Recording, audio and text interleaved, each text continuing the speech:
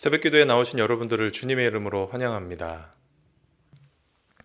마음 모아 샘물의 기도를 하나님께 드리겠습니다. 먼저 우리의 믿음을 고백합니다. 내게 능력 주시는 자 안에서 내가 모든 것을 할 수 있느니라. 아멘. 우리의 믿음을 허락하시고 일상의 주인 되신 하나님을 찬양합니다.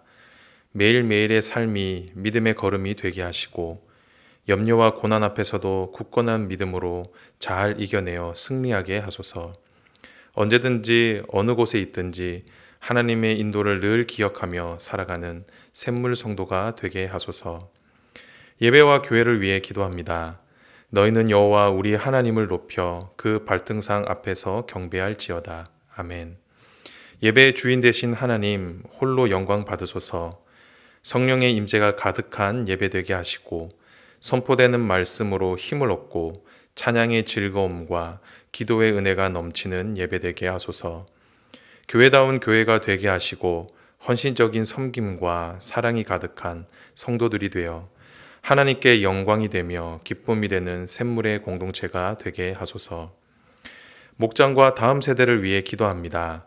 날마다 마음을 같이하여 성전에 모이기를 힘쓰고 집에서 떡을 떼며 기쁨과 순전한 마음으로 음식을 먹고 아멘. 각 목장을 축복해 주시고 섬기는 즐거움과 나눔의 감동이 있게 하소서.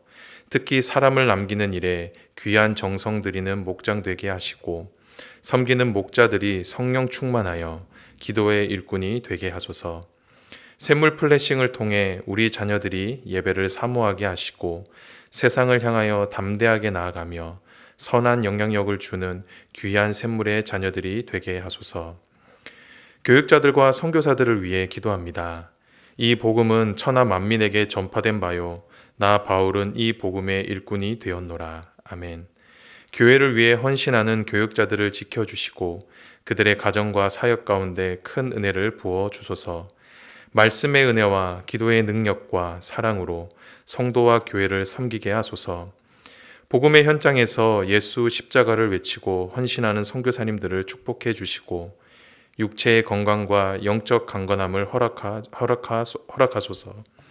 믿음의 동력자들을 허락해 주셔서 하나님 나라를 잘 세워가며 가는 곳곳마다 그리스도의 향기 나타내게 하소서.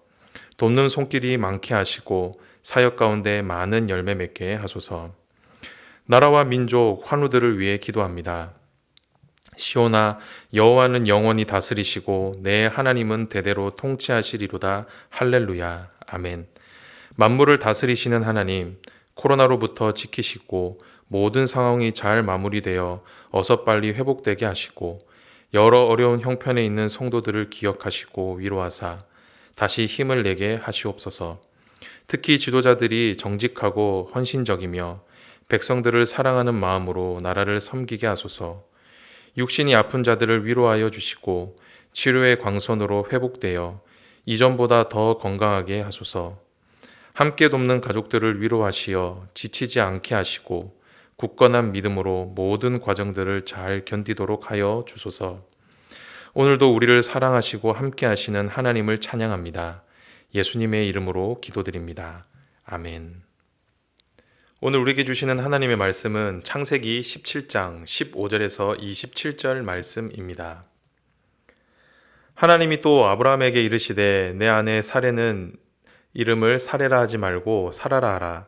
내가 그에게 복을 주어 그가 내게 아들을 낳아 주게 하며 내가 그에게 복을 주어 그를 여러 민족의 어머니가 되게 하리니 민족의 여러 왕이 그에게서 나리라. 아브라함이 엎드려 웃으며 마음속으로 이르되 100세 된 사람이 어찌 자식을 낳을까? 사라는 90세니 어찌 출산하리요 하고 아브라함이 이에 하나님께 아뢰되 이스마엘이나 하나님 앞에 살기를 원하나이다. 하나님이 이르시되 아니라 내 아내 사라가 내게 아들을 낳으리니 너는 그의 이름을 이삭이라 하리라. 내가 그와 내 언약을 세우리니 그의 후손에게 영원한 언약이 되리라. 이스마엘에 대하여는 내가 내게 내 말을 들었나니 내가 그에게 복을 주어 그를 매우 크게 생육하고 번성하게 할지라. 그가 12두령을 낳으리니 내가 그를 큰 나라가 되게 하려니와 내 언약은 내가 내년 이 시기에 사라가 내게 낳은 이삭과 세우리라. 하나님이 아브라함과의 말씀을 마치시고 그를 떠나 올라가셨더라. 이에 아브라함이 하나님이 자기에게 말씀하신 대로 이날에 그 아들 이스마엘과 집에서 태어난 모든 자와 돈으로 산 모든 자, 곧 아브라함의 집 사람 중 모든 남자를 데려다가 그 포피를 베었으니 아브라함이 그의 포피를 벤 때는 99세였고 그의 아들 이스마엘이 그의 포피를 벤 때는 13세였더라. 그날에 아브라함과 그 아들 이스마엘이 할례를 받았고 그의 집의 모든 남자, 곧 집에서 태어난 자와 돈으로 이방인 사람에게 사온 자가 다 그와 함께 할례를 받았더라. 아멘. 오늘 저와 여러분이 함께 나눌 말씀의 제목은 불신에서 확신으로, 확신에서 헌신으로입니다. 오늘 본문에서 하나님은 아브라함과 함께 그의 아내 사레의 이름까지도 바꾸시는데요. 하나님은 그녀의 이름을 사레에서 사라로 바꾸십니다. 우리가 아브라함의 경우를 살펴보았지만 성경에서 이름을 바꾼다라고 하는 것은 새로운 정체성과 사명이 부여되었음을 의미하는데요. 그렇다고 하면 하나님께서 사레의 이름을 바꾸신 이유는 어디에 있었을까요? 그리고 이를 통해 가르쳐 주시는 하나님은 어떤 분이셨을까요? 오늘 함께 말씀을 통해 묵상하도록 하겠습니다. 첫 번째로 오늘 본문이 일러주시는 하나님은 불신에서 확신으로 바꾸시는 하나님입니다. 하나님이 사레의 이름을 바꾸신 이유는 아브라함의 불신을 확신으로 바꾸시기 위해서였습니다.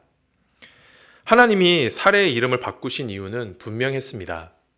그것은 바로 이스마엘은 아니라는 겁니다. 하갈에게서 낳은 아들이 언약의 자손이 될 수가 없다라는 것이죠. 오직 사라의 몸에서 난 아들만이 언약의 자손이 될 수가 있다라는 것입니다.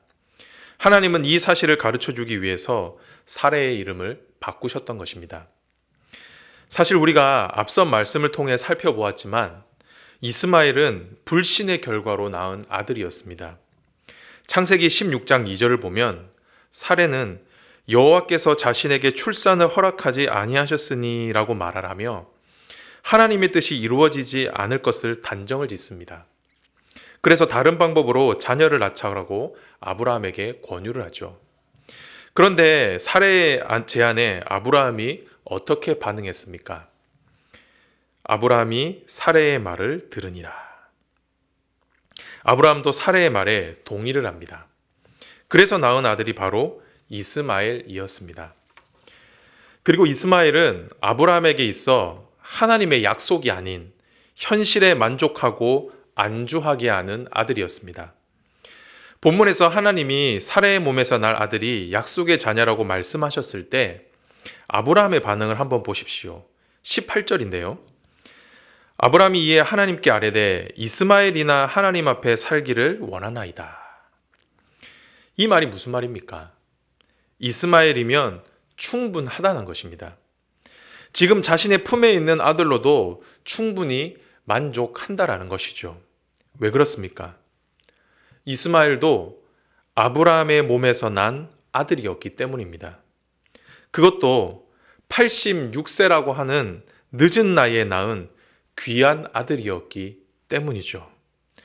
얼마나 예쁘고 사랑스러웠을까요? 그러니 이스마엘이나 약속의 자녀로 받아달라고 하나님께 간구를 했던 것입니다. 하나님은 이런 아브라함의 마음을 잘 알고 계셨습니다. 그렇기 때문에 사레의 이름을 바꾸신 것이죠. 다시 한번 하나님의 약속에 확신하라는 것입니다. 그러면서 아브라함이 더 이상 흔들리지 않도록 구체적인 약속들까지 제시하십니다. 먼저 사라에게서 태어날 아들의 이름을 지어주시는데요. 그 이름이 무엇이었습니까? 바로 이삭이었습니다. 그리고 이삭을 주실 날짜까지도 못을 박으시는데요. 21절에 내년 이 시기에 라고 말씀을 하고 계십니다. 이렇게 하나님께서는 하나님의 약속에 흔들리는 아브라함을 붙잡기 위해서 아브라함과 함께 사레의 이름을 바꾸심으로 하나님의 약속을 재확인시켜 주셨던 것이죠. 성도 여러분, 이렇게 오늘 본문에서 하나님은 아브라함의 불신을 확신으로 바꾸시는 분이셨습니다. 불신 가운데 있었던 아브라함이 다시 하나님의 말씀에 확신할 수 있도록 인도해 주셨다라는 것이죠. 우리는 이를 통해 우리가 믿는 하나님은 우리의 불신을 확신으로 바꾸시는 분이심을 깨달을 수가 있습니다. 사실 저와 여러분도 때로 하나님의 뜻과 인도하심을 무시하고 내 뜻대로 행할 때가 참 많이 있죠. 분명한 하나님의 약속을 받았지만 그 약속이 이루어질 때를 기다리지 못해서 내 방식대로 해결하려고 하는 모습들이 종종 우리의 삶 가운데 나타난다라는 것입니다. 그런데 참 감사한 것은 하나님은 이런 우리의 불신을 책망하시거나 벌하지 않으신다라는 겁니다.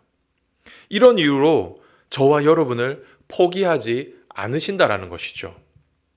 오히려 저와 여러분이 확신 가운데 거할 수 있도록 하나님의 말씀을 신뢰할 수 있도록 끝까지 포기하지 않으시고 인도하신다라는 것입니다.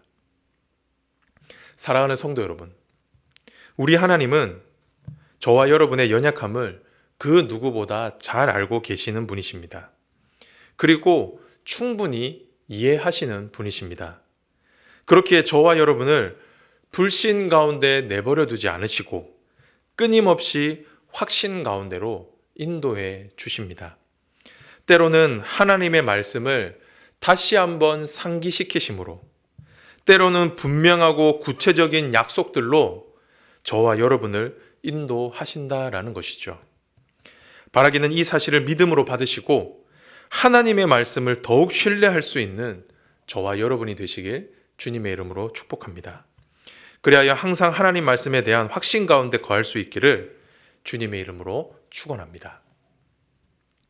두 번째로 오늘 본문이 일러주시는 하나님은 어떤 분이십니까?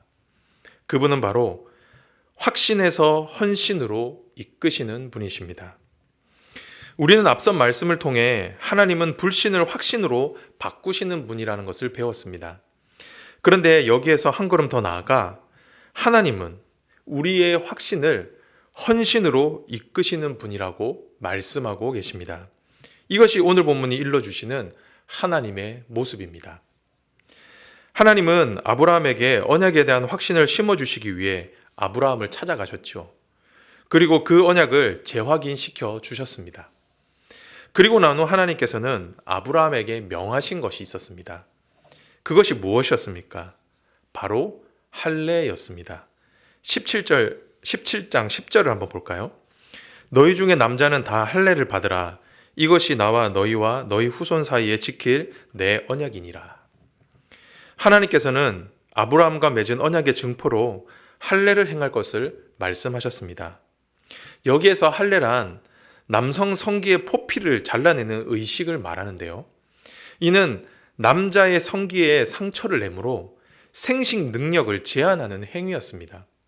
어떻게 보면 자녀를 주시겠다라고 하시는 하나님의 약속과는 정반대가 되는 행위였죠. 하지만 하나님은 아브라함 가정의 모든 남자들에게 할례를 행할 것을 말씀하셨습니다. 왜냐하면 이를 통해 아브라함과 그의 가정이 온전히 하나님만을 신뢰하기를 원하셨기 때문입니다. 헌신하기를 원하셨던 것이죠. 그런데 이 말에 아브라함은 어떻게 반응하였습니까? 23절을 한번 볼까요? 이에 아브라함이 하나님이 자기에게 말씀하신 대로 이날에 그 아들 이스마엘과 집에서 태어난 모든 자와 돈으로 산 모든 자, 곧 아브라함의 집 모든 사람 중 모든 남자를 데려다가 그 포피를 베었으니. 무엇입니까? 아브라함이 하나님의 말씀에 순종합니다. 아브라함은 하나님의 말씀에 순종하여 자신을 포함하여 자신과 함께 있는 모든 남자들에게 할례를 행하게 됩니다. 이런 아브라함의 행위는 이후에 있을 모든 일들에 관해서는, 이후에 아브라함에게 있을 모든 일들에 대해서는 전적으로 하나님께 맡기겠다라고 하는, 전적으로 하나님께 자신의 삶을 드리겠다라고 하는 헌신의 표현이었던 것입니다. 그렇다고 하면 이렇게 다시 아브라함이 하나님께 헌신할 수 있었던 이유, 할례를 행할 수 있었던 이유는 어디에 있었을까요? 그 답은 바로 창세기 17장 1절에 나옵니다. 아브라함이 99세 때에 여호와께서 아브라함에게 나타나서 그에게 이르시되 나는 전능한 하나님이라 너는 내 앞에서 행하여 완전하라. 아브라함이 하나님께 전적으로 헌신할 수 있었던 이유는 어디에 있었습니까? 그것은 바로 자신과 언약을 맺으신 하나님께서 전능하신 하나님, 엘샤다이의 하나님이셨기 때문입니다.